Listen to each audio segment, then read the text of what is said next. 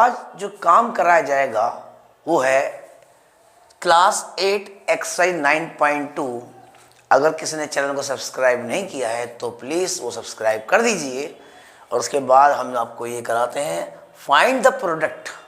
आपको प्रोडक्ट करना है, मतलब मल्टीप्लाई करना है, ठीक है जी।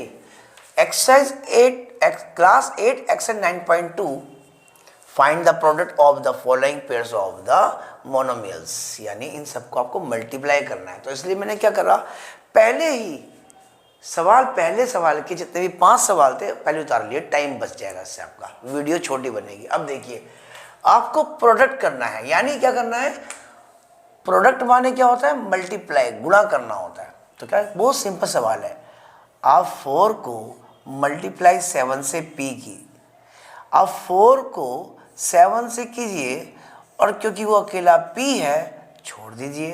4 7 जा हो गया आपका 28 और ये p और ये 28p, ये लो जी पहले का आंसर, बिल्कुल सिंपल। फिर क्या था, -4p मल्टीप्लाई 7p। अब क्योंकि ये माइनस का है इसको ब्रैकेट देना पड़ेगा कि भाई पहले इसको कर लेंगे। उसके बाद यहाँ पर क्या आ रहा है सर, p और p 2 बार आ गया। 4 7 जा ये भी 28 plus minus plus minus, p को p से मल्टीप्लाई कर दो तो p की पावर 2, तो ये हो गया प्लस माइनस माइनस और p की पावर 2। ये लो जी दूसरा भी हो गया, बच्चों वाला खेल, कोई टेंशन नहीं। 4p multiply 7p3। अब क्योंकि ये माइनस का है इसलिए इसको ब्रैकेट में करो और 7 को करो, ठीक है जी, पर इसको पहले अलग कर दो। अब ये p into p into Q, इनको अलग ब्रैकेट में डाल दो, ठीक है जी। 4 7 जा 28 माइनस प्लस माइनस, अब यहाँ p सर p 2 बार आ रहा है तो p की पावर 2 और क्यों खाली एक ही है, तो माइनस प्लस माइनस 28 का 28 ही आएगा। फिर यहाँ पर क्या आएगा, p का स्क्वायर और क्यू का स्क्वायर। चलो ये मल्टीप्लाई हो गया, p से करेगा, ठीक है, तो p का स्क्वायर आएगा। अब ये क्या कह रहा है, कॉमन ला दो यहाँ पर, तो फिर वही 4p की क्यूब मल्टीप्लाई -3p, पर ये माइनस का थोड़ा इस तरह करना पड़ेगा। माइनस को ध्यान रखना, ब्रैकेट में आके चलना कि बाहर मल्टीप्लाई है, कुछ ना हो तो चल जाता है बिना ब्रैकेट के, पर अगर मल्टीप्लाई प्लस माइनस कुछ भी हो उसके नेक्स्ट जो वैल्यू होती है अगर वो माइनस की है तो ब्रैकेट में इशारा करता है कि भाई मल्टीप्लाई कुछ करना है, इससे पहले ब्रैकेट रखो वरना रकम साइन कोलैप्स कर जाते हैं, ठीक है। 4 इंटू -3, तो पहले इसको कर लेंगे, p की पावर 3 और p की पावर 1, तुम भी हो जाओगे भाई। अब क्या दिखाई देगा, plus minus minus 4 3 12, 4 3 12, plus minus minus, p की पावर 3 और p की पावर 1, तो क्या था, ये p की पावर 3 और 1 4 होगा जी, माइनस प्लस माइनस, ये हो गया 12, ये हो गया p की पावर 4, ठीक है जी। ये लो, ये 4 सवाल तुम्हारे वैसे ही हो गए।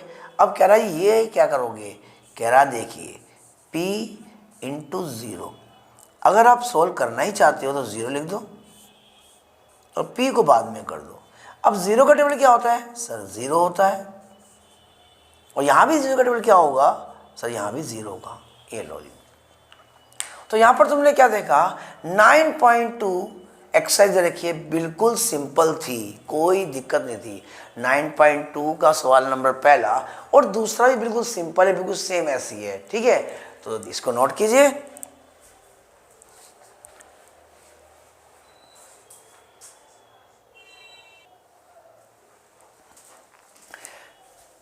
तो अगला सवाल जो है वो उसमें सेकंड सवाल है, इसमें भी मैंने पहले 3 सवाल तो लिख दिए हैं, 2 बाद में लिख दूंगा, 5 सवाल इसमें है।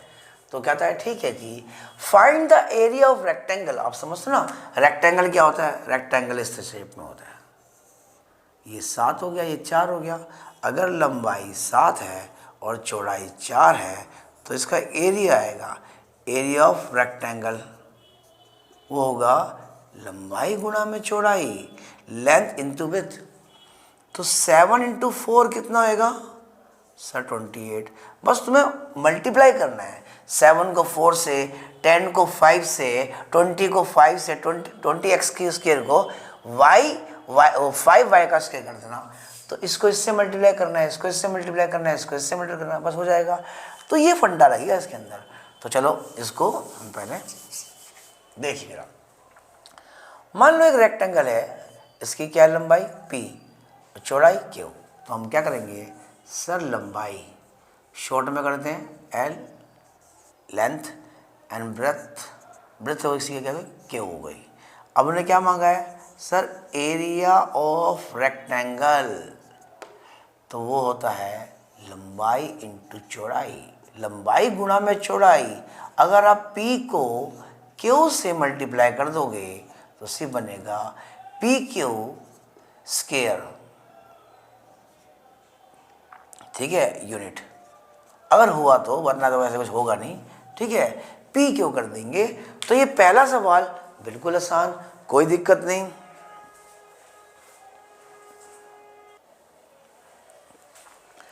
ठीक है जी, तो हो गया पहला।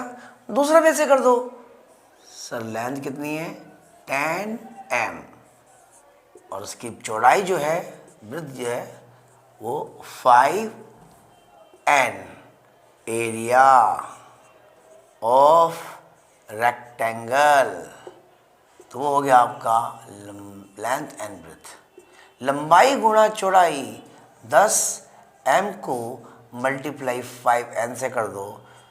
तो आपको 10 को मल्टीप्लाई 5 से करना है और m को मल्टीप्लाई n से करना है।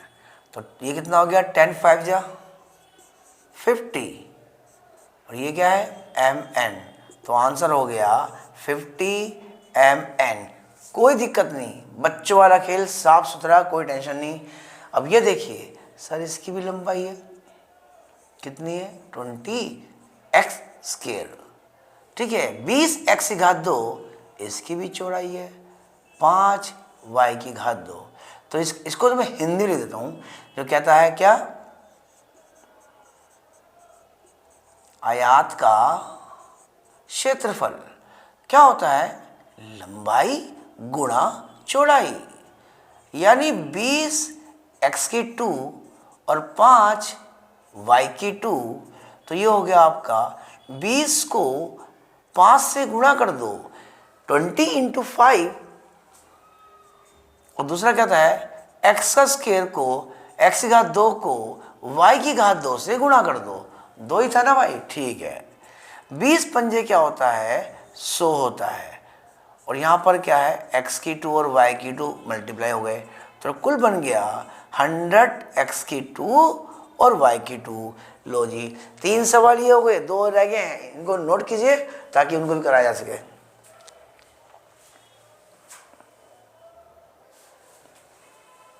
ठीक है जी, तो क्वेश्चन नंबर 4 आ गया, आपका 5 भी आ गया उसका। तो बहुत सिंपल सी बात है, क्या करोगे सर, लंबाई 4x, चौड़ाई वृत्त जो होती है उसकी क्या होती है 3x की 2। अब वो कहता है कि एरिया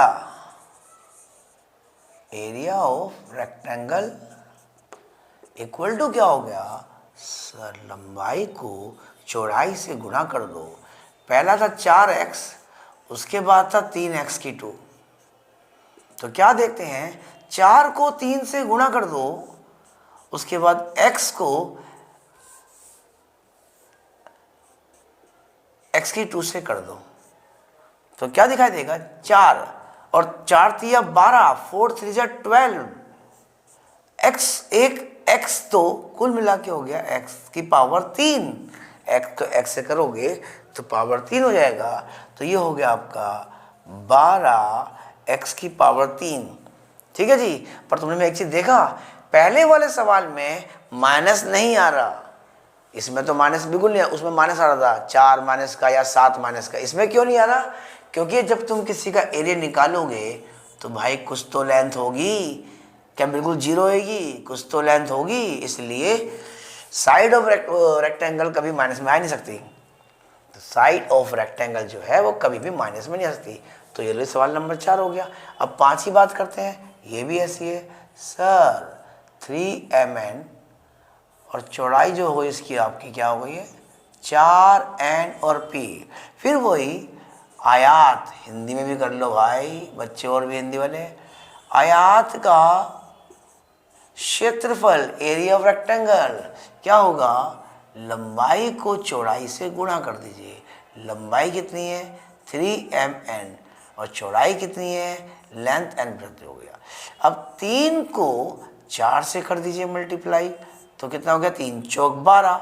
अब वो भी क्या काम में हो, वो कहता है mn को मल्टीप्लाई n और p से कर दीजिए। हाँ जी n तो मैच कर रहा है उसमें। 3 चौक हो गया आपका 12, m और है ही नहीं तो खाली m आएगा।